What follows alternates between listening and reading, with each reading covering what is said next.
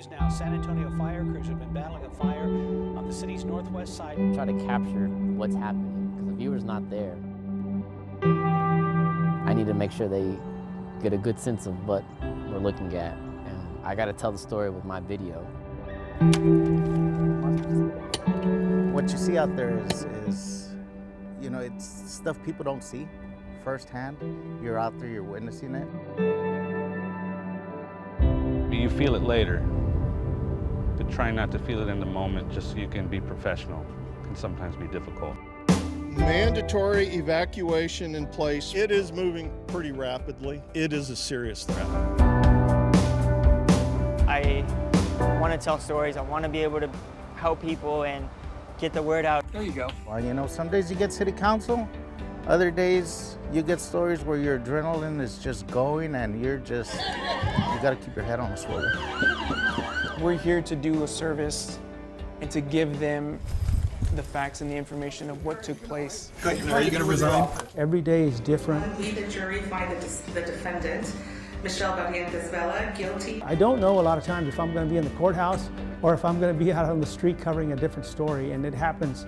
And if something breaks that's major out there, all bets are off. I mean, you could be covering one story and it changes to a whole different story.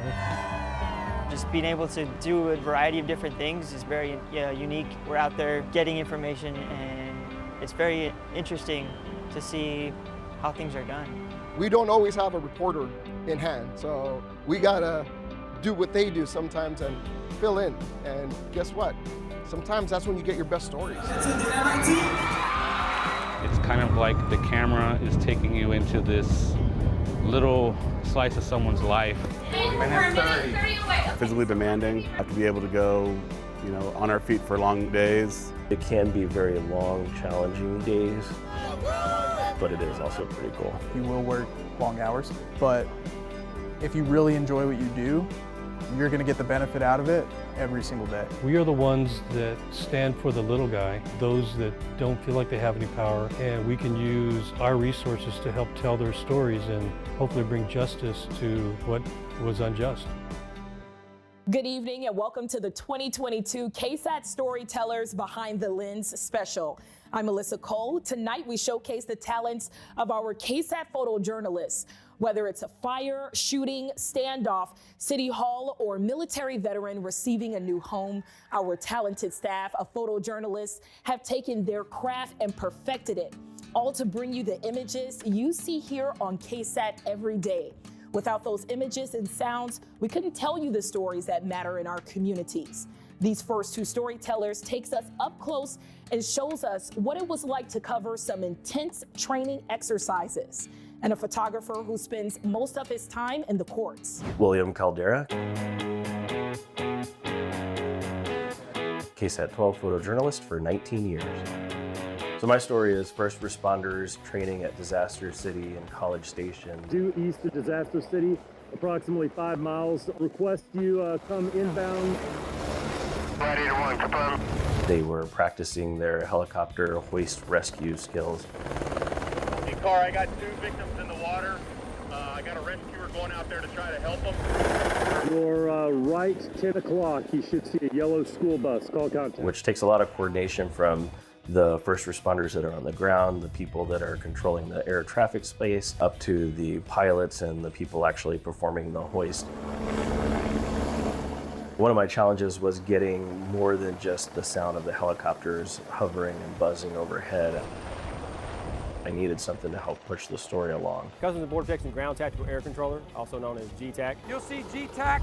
Basically, those are air traffic controllers that are coordinating the survivors and the rescuers. Our job is to communicate with them, make sure there's airspace deconfliction, and it's our job to make sure they don't hit each other. With the NATS package, you're really telling the story using the words of the people you interview. So they're telling their own story, and you got to gather all of the elements to help them tell that story, and having the air traffic control sound really helped me do that. Soldier 1, are you able to do a dynamic hoist?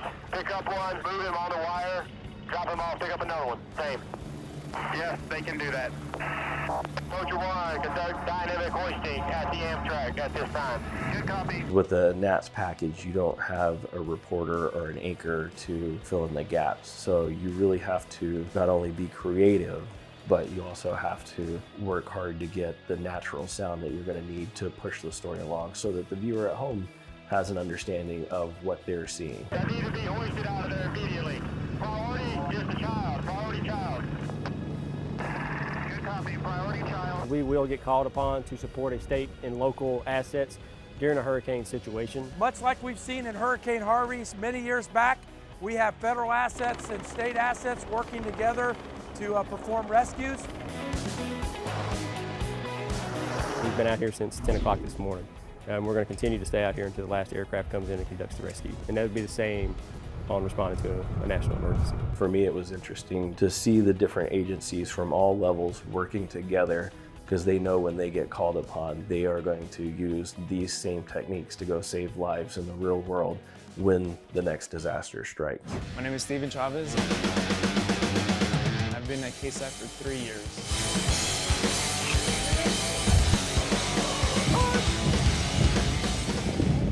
Close ranks, heads! The story we did was basic military training at Lackland Air Force Base for the Air Force. So these new recruits are coming in and they started their basic training there at Lackland Joint Base San Antonio. Heads! Head, tap, tape, tape! On this drill pad, they're out here approximately 5 to 6 hours a week doing drill, if not more. We saw in a nutshell what the culmination was for 13 weeks of their life was going to be and how they started coming in, getting off the bus and getting all their gear. Training recruits learned everything from the airmen's role in Air Force missions Place your weapon above your head! No! To basic expeditionary airman skills and training, also known as BEAST. Alarm yellow. I repeat, alarm yellow. Alarm yellow. So this exercise, this is a culmination of every single thing that the trainees have learned out in basic training. To hitting the stage and graduating and being reunited with their family who haven't seen them. These recruits come from all across the country and they come here to San Antonio to see what they did and what they were learning. And with all this happening in our backyard was really telling as to what San Antonio has done for the country. It's an early morning start at Lackland Air Force Base. Hundreds of families and friends gathering from across the country to see their loved ones graduate from the United States Air Force basic military training. We were able to kind of see both ends of the full 13-week process. And to the beat of drums, flight by flight, they march tall in review. This is the moment these young men and women strongly reassert their oath of enlistment. They've officially gone from trainees to airmen. The story kind of told itself. I, American Airman, guarding the freedom and justice. And we were just there to capture it. We saw them in their element, on the training grounds, running these drills, doing what they need to do to be prepared for when they get shipped off. Seeing them in their element told the story. They've already learned their base defense skills, which we call FEST, TCCC, which is how they treat a combat casualty. A realistic forward operating base environment where they practice wartime readiness skills, also receiving Air Force nuclear, biological, and chemical warfare training. Seeing them run around, carry dummies, being armed, full gear, tactical, using gas mask, to running drill, to being prepared to run their regular drills. Seeing the sights and hearing the sounds kind of just did everything. It made my job easier to when I went to go edit, I could just put it all together and make a story out of it. Without further ado, families and friends take to the retreat pad for the highly anticipated tapping out. Yeah, I'm good on that. Anxiously looking for their airmen to tap them on the shoulder and reunite. These men and women accomplishing something most Americans will never do. These servicemen and women miss out on birthdays, anniversaries, holidays, and what have you to be able to serve for our military, for our country. So to see them reunite and just the stronghold that these families had for each other was simply amazing to see. My name is Misael Gomez, photojournalist here at KSAT for 35 years. I normally cover the courthouse 90% of the time. I love covering the courthouse. The owner of the popular Taco Land bar, Ramiro Ram Ayala, and his bartender, Douglas Morgan, were shot to death during a summer night armed robbery. It's interesting to see a story finish after you see it start on the street and hear the details come out of the full story. Going to Huntsville and going to Livingston, where death row is at, the Polunsky unit was really interesting because it's the finality in a ways for a lot of the people there. Hold on, we gotta mic you up. You don't get any contact with the inmates. You have to hand the microphone to the warden and they take it back around the back. Just run it underneath. They have to mic themselves up and they are behind a glass wall. Yeah, just put it on your lap there so it doesn't show, yeah. You can't talk to them, you gotta pick up a phone to talk to them. And everything is done behind a screen, and they are in a cubicle that is secure and locked with a metal gate behind them. Perfect. I had nothing to do with this crime. But it's also fascinating to hear their story from their angle of how it happened. And in this case, covering Joseph Gamboa, he's hoping to get another trial.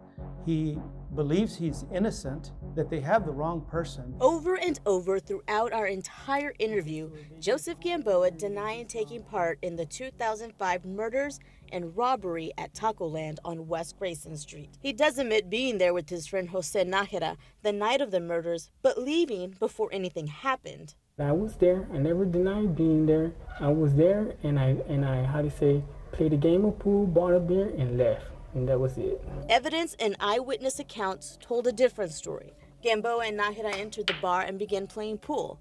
But then Gamboa got into an argument with owner Ramiro Ram Ayala and shot him in the stomach.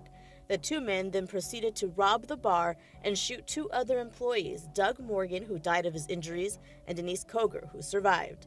Gamboa says that there were inconsistencies with the police investigation and that his trial in 2007 and appeal for retrial in 2013 were unfair and that Koger had misidentified him. She gives an inaccurate, honest identification of the person that did the crime. You know what I'm saying? I'm not 5'8".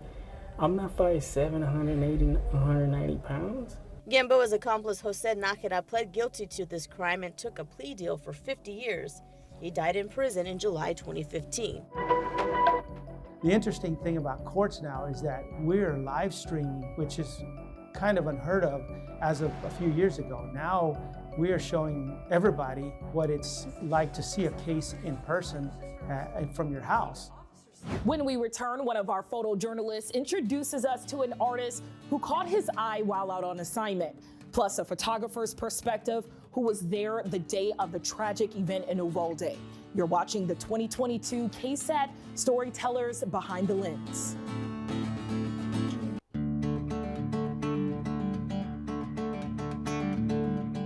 On a typical day, a news photographer is given an assignment or works with a reporter on a story for the day's newscast. Sometimes, though, the best stories are the ones that are unplanned.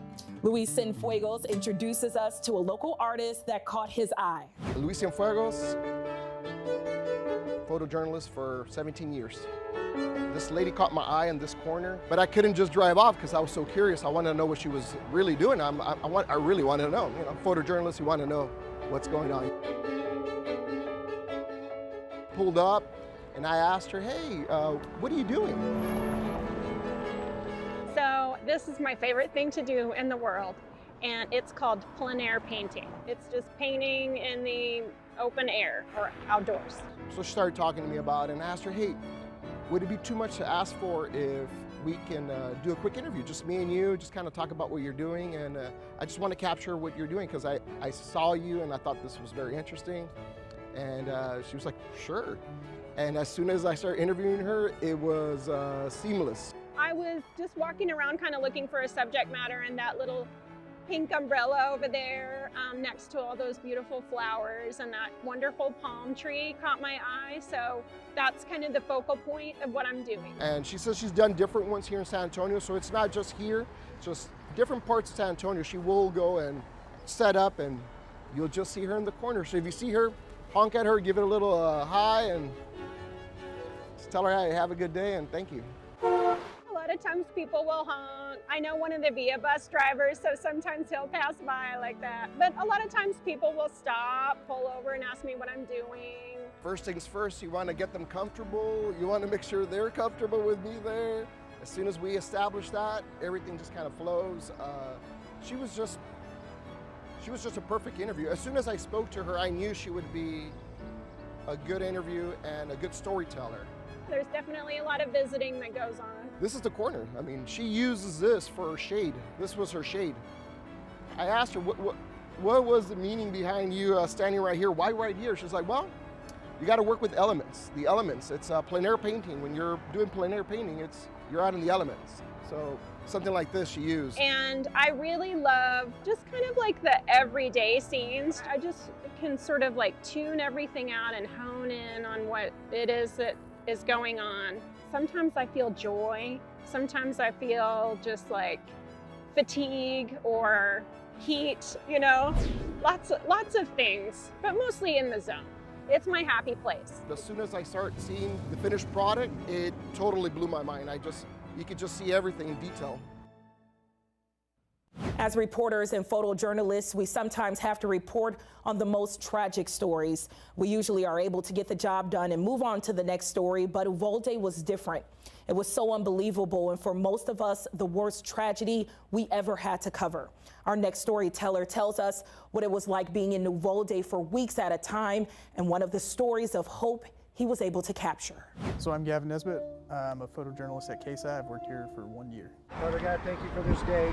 Thank you for bringing us all together on a day that's going to be filled with emotions. We're going to have to get a bunch of hands on so it don't get squirty until this one gets tight. Once we got there, everyone was kind of like, nobody really knew that like it was going to be this big of a deal. The community, they all kind of supported each other in that moment, but when we showed up, there were random welders that were just out there ready to help and set stuff up. Hands on metal, people coming together. Come on up off the trailer a little bit more. To raise a cross. Brenda, this fell out of the inside of it. Do you want it? And a community out of darkness. Anyone, any of the family needs to come because we have a gift for them. Okay. I don't know if it was my son telling me to build it or God. And it was like someone hit me in the head. I got goosebumps, my hair stood up on my arms, my neck, and I started crying. And I said, I got to build them a cross. Called me the next day. Dad said, I want to build a cross. He said, I don't know how we're going to do it, but I want to build a cross. The more hands you could see on the cross as it was being raised, the more people you could see around it, the more like you could see people actually doing stuff. I think that was the idea I had when shooting it. After a 7-hour drive, welders, and cement pouring, the 15 by 12 foot cross has a permanent home, flying beside the doves. I'm very proud of it for the way it looks. Other than that, it's going to be a nightmare to me. He calls this cross his third baby. His first was for Brady, his son who died at 26 in a car accident. He'd dot you an eye before you knew what happened, but he had a kind soul. This slot is for the letters to heaven. Kids can write to their friends that they lost, knowing their words will stay safe and untouched. But I hope in a month they're having to shovel them in there because it's so full. In a town that's turned into a living memorial, growing, changing by the day, Collins believes this cross, Glad it's in. made from a father mourning his own son, will make an impact. By making this cross and living and being by my baby's cross every day, that's what I knew that these people needed. To grieve, to heal. We just pray that we can continue to share our love that you've given us in our hearts to all of these families and people that are hurting. In Uvalde. We thank you for the safe travel, and we thank you for all the blessings you give us. I think up to that point, it was all tragedy. But this was like one of those stories of growth. And I think the reporter I was with and myself, I think it honestly helped us a lot more too, because at that time, it was still a hard time. It was still rough to go there. Up next, the photojournalist of our KSAT Investigates team shows us what it takes And later, we take you inside Sky 12 and meet the photographer who sees things in a different perspective. You're watching the 2022 KSAT Storytellers Behind the Lens.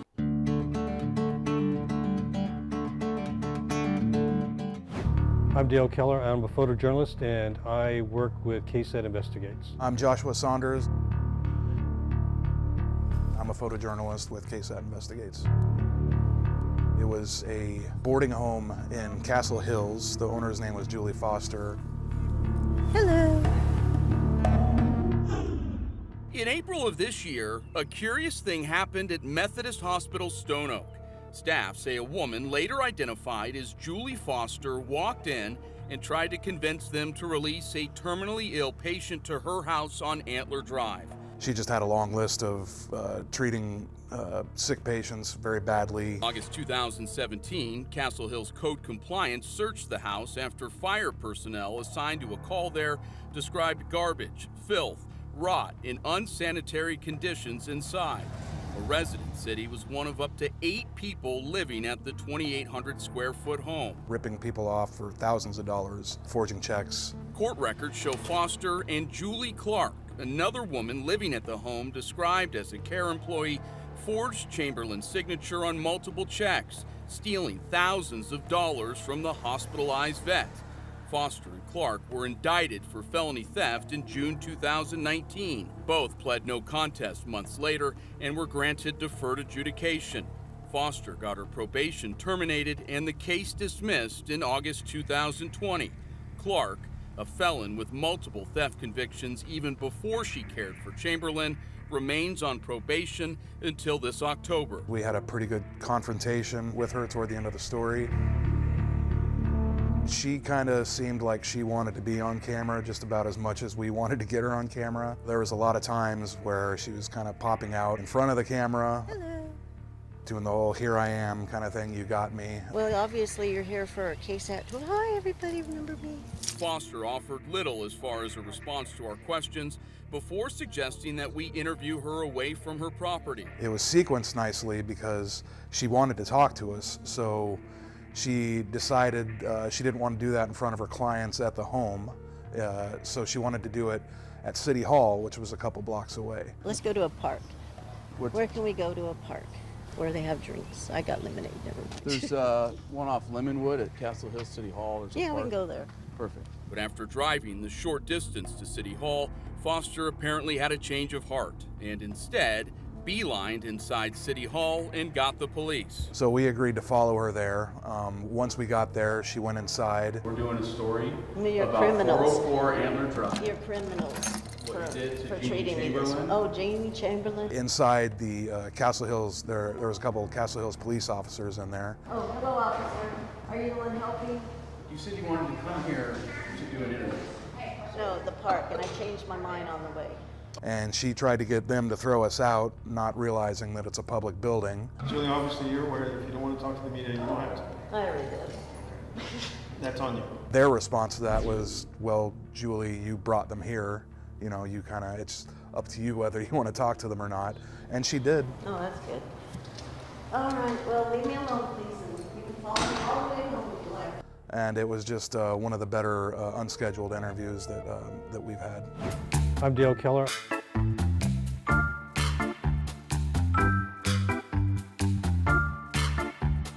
A lot of people eat out and they want to know what's clean and what's not clean. The knives stored on the clean rack. And you'll be surprised, there'll be places that you would never guess that are as dirty as they are. An employee making tortillas wasn't wearing gloves, and another worker wiped his hands on a dirty towel and continued to work. Some that are really bad warrant a walk-in, what we call it a walk-in, where Tim will go walk in and look for the manager and ask them, what do you want your customers to know about what you guys are doing to improve? what's the deal with this? And sometimes they're friendly and sometimes they're not. In the war on drugs, they are a necessary evil. Confidential informants are vital. Police claim these cooperating criminals give them the edge. One of the stories I submitted was a 1-hour special. It's a KSAT 12 investigative special. subject matter was confidential informants and how it can go really bad if you have a dishonest confidential informant. And in this case, that's what we had. We had a CI, as they call them, who, to keep favor with the narcotics officers, he was planting drugs on people. And then those people were then arrested. It turns out that people were being convicted of crimes that they didn't commit. 25 to life. Yes. When you found out that's how much time you were facing, what did you think? It was like somebody knocked the wind out of me. You can't think, you can't function. The first thing I started thinking is that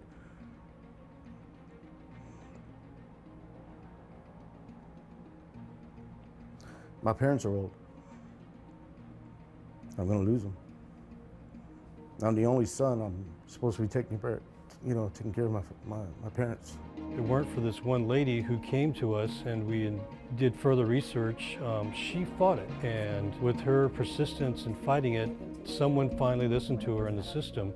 Ruby had a powerful piece of evidence that she had been set up by the county's informant. These 2017 texts between her and the man who had left the box at her home in which deputies found 2 pounds of methamphetamine.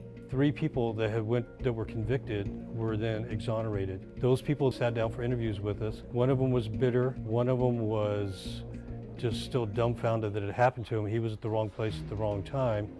And one of the others, she died the day before her exoneration came to be. The confidential informant was, at this point, no longer a confidential informant. He's now being investigated for what he was doing from the same agencies that were hiring him to be their informant. We are the ones that stand for the little guy, those that don't feel like they have any power, and we can use our resources to help tell their stories and hopefully bring justice to what was unjust. If you have a story idea for our KSAT Investigates team to investigate, scan the QR code on your screen. Or if you want to see more of the stories that the Investigate team has done this year, get out your phone and scan the QR code. And if you haven't become a KSAT Insider yet, scan this QR code. It will take you to our KSAT Insider page. Insider members get access to exclusive content and early access to KSAT events and contests. Coming up, we go exploring, seeing the caves that had these KSAT storytellers impressed. And later on, we go sky high as we take you on a ride with Sky 12.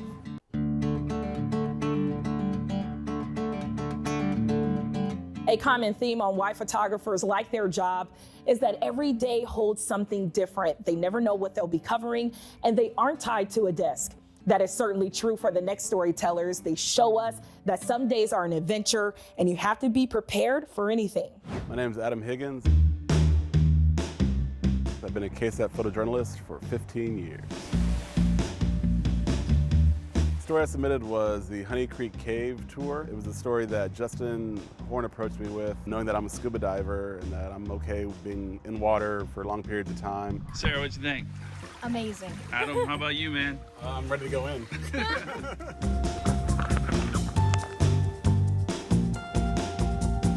This was an opportunity to be able to go and kind of like something totally different from what we normally shoot and stuff that we normally cover. So this is our first time kind of going into something like this. Advice? Keep your head above water where you can. Be careful, go slow. We couldn't bring the big camera in there. One, not waterproof. We were in water that was over our heads most of the time. Oh yeah, I can't touch the bottom here. So we ended up having to shoot it all on GoPros and cell phones. This section that we're doing today is one of the most decorated parts of the cave. It's 15, 20 feet wide, over your head deep for most all of it. And there's formations that come down from the ceiling into the water, so you have to weave your way through them in a lot of places. Justin, I'm trying not to kick you. Obviously, if it's pitch black, the camera won't pick up anything. So you had to bring your own lighting and then just trying to get light where you wanted it, to be able to tell the story. There was a lot of what we call natural sound, which is just the interaction between Justin, Sarah, and the cavers that we went with. When you get up here, push your floaty stuff through, and then I'll give you my hand and I'll pull you through. You did it. There are a number of species in the cave, some aquatic, some terrestrial. There are bats in the cave. It's the longest cave in the state. So Justin and I are 1,500 feet into Honey Creek made it to this fascinating piece of this waterfall here. If you were to keep going, the cave would go on for another 20 miles. I've enjoyed being able to explore it all these years, and I hope that future generations of cavers can also enjoy it and continue to add to its survey. We were in the cave 3 hours or so. Water temperature was down in the, down in the 60s. With the wetsuits on, it was good. Towards the end of it, we were starting to get a little cold. It's under a conservation easement, which means that the landowner can no longer sell the property piece by piece to any kind of developer, and it limits the building, what's allowed to be built on the property. If they had decided to do the other thing, to sell it, the only people that could have afforded it would have been developers, and we might have houses right up on top of that spring, which would have diminished everything about it. They have been some of the most incredible owners of any cave in this country. There could hardly be anything more important to the humans living in this area than to protect our water supply. And by protecting the land over the aquifer, you're protecting the water. And while you're doing that, you're also protecting wildlife. Being in a place that not a lot of people have ever been, like the public is not allowed in this particular cave. It's on private property. You have to, there was hoops you had to jump through to get for us to be able to get there. And so it was definitely a very unique opportunity, and one I'm glad I was able to capture. Hi, my name is Adam Barraza. I've been a photojournalist at KSAT for a little over 1 year. John Paul and I like to work together a lot, and he came up to me and was like, hey, I have this cave story idea. You want to work with me on it? And I said, cave? I've never been to a cave. So hey, yeah, I'm always interested in doing something like this. Right foot goes through there. Get the harness set up. First, we didn't realize what we were getting ourselves into. We were just like, okay, we're just gonna go to a little cave, just shoot around it and get video and, you know, just talk to people about cave conservation. Right foot. Yeah, good. Got a real quick crash course on how to rappel. Yeah, this is pretty loose. Yeah, you'll want to tighten that all up. And then we went down into the cave. Take your right hand off the rope and feed it so your face doesn't feed into the rock. Okay? There you go. And that's the hardest flip right there. You just did it. Once we got down into the cave, it was just rappelling from there and then just having fun. Obviously, I can't take a big camera down there, so I had my cell phone. This is the trashy room. This is a common sight in a lot of caves and sinkholes. All sorts of trash, some old and rusted, some still new and shiny. All the debris scattered along the path water flows through before recharging Edwards Aquifer, San Antonio's main source of drinking water. A lot of the rainwater, washes into these caves, and then eventually get to our, drinking water eventually. So we don't want all the trash to be the part of the filtration system. Some of them had like gasoline or gas. So those are really, like toxic waste. Just really tight squeezes. You really couldn't just be able to move around and be able to figure out where you wanted your shot, where you wanted a good angle to shoot. Right now we're about 45 to 50 feet deep in the cave, and this is one of the messiest rooms in the cave. You can see all the trash here, all the different clutter, glass bottles, tin cans. You'll find some random items like this. This appears to be a toy cash register. Then you also have more hazardous things that our water actually filters through before going into Edwards Aquifer. And this right here is toilet bowl cleaner. It actually has danger and poison on it. A lot of this stuff has been here for generations, some of it almost 150 years old. They've been dumping trash, and it was just a dumping ground. And then it's only recently that really they realized that the importance of cave conservation. Oh, Lord Jesus. She explained back in the day, it was an out of sight, out of mind mentality. Using caves as essentially a dumpster was common practice. But now with cave conservation awareness, some private landowners invite crews to help with cleanings. We had a rope where we were hauling buckets up and down, just full of trash. They don't have an exact number, but believe hundreds of pounds of trash was cleared out in just this one day. One of the things that I learned was, back in the day, people just out of sight, out of mind kind of thing, and it just kind of like opened up my eyes to, even if I just see trash on the floor, pick it up and just throw it away correctly. I'm Amazing Bermia, and I do the morning shift at KSAT. I've been here for almost 7 years, come January. On a normal day basis, I'll walk in and we can either have a story or not have a story. That's the gamble that we take. Car accidents, cuttings, fires, shootings. We actually had been covering something else, and I can't even remember what it was, but I remember we heard that there was a fire breaking out, and I couldn't picture the location, But when I looked it up and I'd seen the restaurant, I knew right away. I was like, dude, that's like an iconic restaurant. Trina and I loaded up and we moved. While we were going that way, we had actually heard on the scanners the fire command call off one of the units because he said that a truck had run into their fire engine. We pulled up and, like I said, you had the fire and then the fire engine that had the truck that hit him, and then us, and then people also standing there recording. Like, it was a busy scene. The building ran like this, and they said that the fire was in the attic space, or what they called the attic space. And you could see the smoke coming out, slowly billowing out, and then as the flames grew, it just got out of control. The orange of the flames was glowing hard to the background. The weird part was that it started out so small, and we thought, okay, it's not gonna be much, and then it grew and grew, and yeah, like I said, it was in full flame by the time we knew it. So in this one, it was kind of a vibe. Like I said, it started out real mellow, so yeah, I stood in my spot, got my wides, my tights, my mediums, and then you could sense the urgency that they were getting, so you kind of feed off that. The flames, again, they're hypnotizing, so you kind of try to capture that essence. One of the commands, the battalions was up top. And it was a great shot that I have, and you can just see the Arch logo and the flames and him standing on top, just kind of looking at it like, man, what do we gotta do? We just gotta let it burn. And it was a powerful shot. When you can get the good shots, like, that's what people will tune in for. When you follow up your story sometimes and you kind of see what the community says about it, man, I didn't realize how impactful or how much this restaurant meant to the people of San Antonio.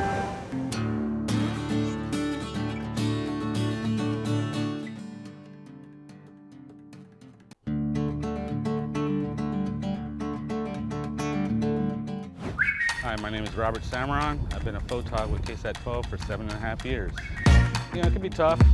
It's work, but it's an enjoyable work. I mean, I'm not a person who can sit down at a desk. That's like just boring desk for me. So like being able to get out every day and go to any part of the city or any part of the county or any part of the state, depending on what the story is.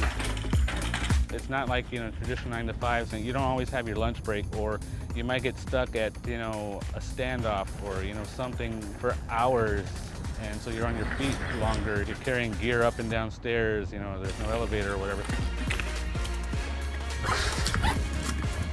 Most of my stories are like 9 o'clock shows. They're usually live shots. And we say, good morning, San Antonio! Challenging is trying to keep it fresh in your head. You know, these things can get repetitive.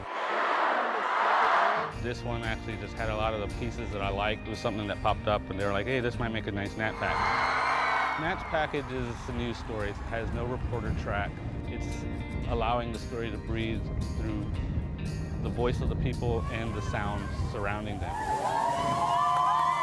It's kind of like the camera is taking you into this little slice of someone's life or this event. Showed up at the Henry B, there was a lot of action, a lot of noise, and it was like basically the whole school. They were celebrating all their students getting into college. They're anxiously waiting to show off which school they'll be matriculating this fall. They were so excited for each other and they were proud of it. It was just like kind of cacophony of like excitement. Usually like it's these things that sometimes it's hard to, I guess, find the thread that goes through the story. You know, I had the element of the human connection with the students I interviewed. One of them went to MIT and the other was going to Penn State. They're first generation college students, you know, like they're breaking molds in their family. The boy that was going to MIT, this was a big deal for him. This is him breaking the mold of the family. None of the others had gone to college, and for him to get to MIT was like, wow, work paid off. All the kids there together, you know, there was a lot of sound. There was a lot of enjoyment. There was like, you know, people interviewing them in the stand. I just want to say thank you for being a principal. And families getting up and snapping pictures. Those are the things you look for when you're a photographer. You want things that are gonna pop. This story was one of those where it's like the best of people for me. It's like, you know, it was infectious to see that, and it was infectious to be there. My name is Salvador Salazar, and I've been a photojournalist at KSAT for over 24 years. Like we do every day, you know, we come in and we find out what we're going to be doing that day. So desk tells me, hey, you're gonna go cover match day. Well, match day is when medical students are on their way over to do their residency. And it's where they find out where they're gonna go for the next 3-4 years to do their residency. I want to deliver babies, bring them to me. I'm going to Texas Tech, Pavian Base. They're fun because you know it's gonna be a feature. It's not hard news, you know, like we do a lot of the time. So you're gonna go and you're gonna go have fun with it. I'm gonna find out today where I match and start training for the next 4 years. Talk to some students, and they're just excited. It's a long time coming. I've been so excited about this day. It's a little nerve-wracking, but I'm just excited to find out where I'll be for the next few years. I'm Dean. It turned out fine. There is no disappointing residency program. But you really don't know how it's gonna play out until you get there and you start getting your interviews and you start getting the video you need. And that's where you start, okay, this will work here, this will work there, I wanna use that, I wanna do that. And it just comes about. Boston University! Going out there, you talk to some students, and they're just excited. You know, a lot of them are going to where, you know, they get 3 choices. A lot of them are going to where they pick. I matched pathology at Cleveland Clinic. I matched urology at University of Rochester, New York.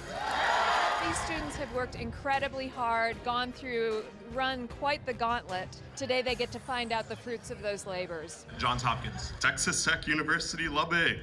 Mount Sinai, Beth Israel, New York City! This is the next chapter of their life. This is the end of the beginning. You scan the crowd, you see who's outgoing, you see who's talkative. It's like, all right, I need to go put a mic on that person. So you just go, you put a mic up on the stage, and so you just go about and you follow that person for a while. You know, once they start going up, calling out their residency or finding out where they're gonna go, you just concentrate on that microphone up top and you start getting their reaction, and it's a lot of fun. God is so good. I matched my #1 spot. I can't wait to get started. I'm so excited. I'm staying in San Antonio. I am matched to Tufts Medical Center for Dermatology. We see these kids and their joy and their smiles and their laughter and their families hugging together. It's the culmination of 4 years of hard work. I thought it turned out really well. You know, had a lot of nat sound with students, interviews with professors about, you know, what they go through trying to get these kids ready, and then interviews with the kids about how excited, they are finding out where they're gonna go. We're going to University of Alabama, Birmingham. When we return, a look at what it takes to be a chopper photographer, and we introduce you to Big Bertha. They are going to retire her after 100 years of service.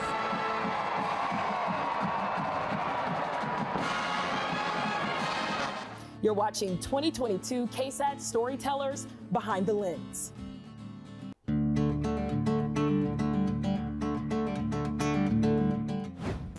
Hello, my name is Israel Chapa, helicopter photojournalist for Sky 12, and I've been doing this for about 7 years. You know, we usually do the shootings and do a lot of beauty shots, getting to see the action that happens in the city. Every now and then we get a good car chase, trying to figure out the camera angles along with flying with the pilot and kind of seeing how he wants to set up his helicopter and how I set up my camera. But we're in a pretty good groove. From the air, you can actually see what Mother Nature can create. We had a pretty big fire just west of the city of Medina.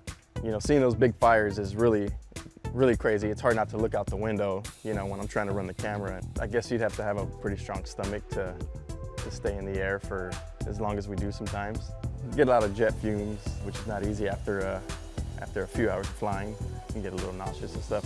You got to be able to handle it and, you know, and love it as well. But, you know, flying is an awesome thing in itself, you know, and then getting to do photography behind it, you know, just makes it that much better. So I shoot a lot of news at KSAT, but I also get to do a lot of sports, from high school football all the way up to NFL games. So every year we travel out to Oxnard to cover the Dallas Cowboys training camp. We try to give a sense of what we're seeing and experiencing out there in Cowboys camp at training camp, and we try to wrap it all up in about a 40-second open. The Dallas Cowboys and the city of Oxnard welcome you to the 2022 Dallas Cowboys training camp. Nate Newton, welcome back to the house.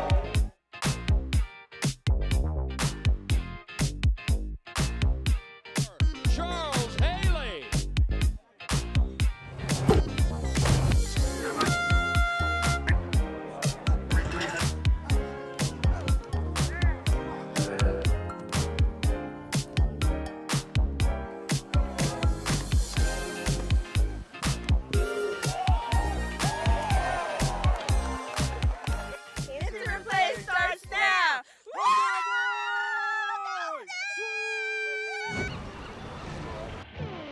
When I think of Oxnard, I think of padded practices in this weather. Let's crank it up and let's get going. Here we go. I absolutely love this time of year. I like the shoulders. What you got? Go, Smitty, come on. Feel it. There you go. That's way to feel it. Way to feel it. This is the work that you need. It is new, and there's a freshness that with the new season and ready to rock together. 3rd and 10.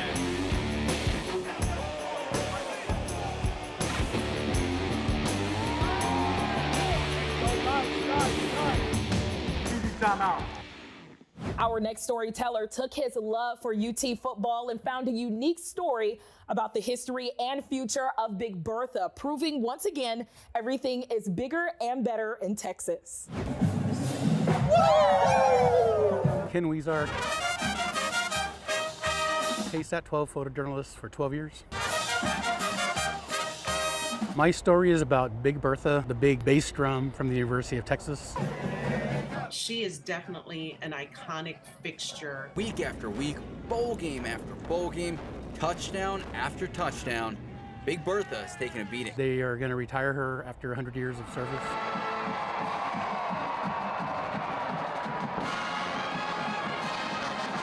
So this season is Big Bertha's last.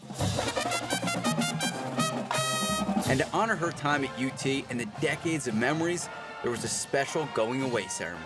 When they retired her, they had the new bass drum, Big Bertha 2, out there. We had 500 Longhorn Band alumni plus the 400 members of the Longhorn Band all on the field together with Big Bertha 1 and introducing Big Bertha 2. You just see it slowly but surely opening up, and you're like, wow, it's huge. They're hoping this one will last another 100 years. I want to do this story because when you think of UT, you think of Bevo, Earl Campbell, Vince Young, Ricky Williams, and Big Bertha. I mean, that's, as a Longhorn fan, that you know those are traditions. For me, my favorite part is I was actually out on the field when they retired Bertha 1 and brought out Big Bertha 2. I was on the field and my son was on the field. So it's kind of, for me, it's pretty cool. I mean, we're part of history because I was going to be out there. Don't forget to follow KSAT on all of our social media and streaming platforms. If you haven't already, download the KSAT Plus app for access to news of the day and a ton of other video content. Download the KSAT weather app so you can stay up to date on the latest weather. Like us on Facebook and subscribe to us on YouTube. And as always, you can find more on our website at ksat.com. Whenever I do a story and it actually helps somebody out or the community out, you know, you take it to heart. It makes you feel good. The fact that we get to capture it just brings it full circle. It's not your ordinary job. It's not like you know what you're going to get into that day. We get called different things, cameraman, photographer, but we are photojournalists. You're not asked to do the same thing on a regular basis.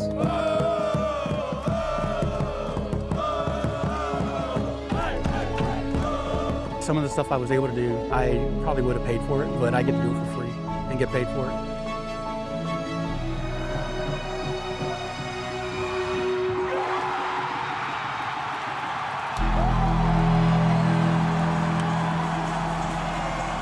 Thank you for watching the 2022 KSAT Storytellers Behind the Lens. We hope we were able to give you a glimpse in the life of a photojournalist and see how big of a role they play here at KSAT, as well as all the staff behind the scenes. I hope you continue to stay with KSAT as we bring you the stories that matter most in 2023. I'm Melissa Cole. Thank you for watching.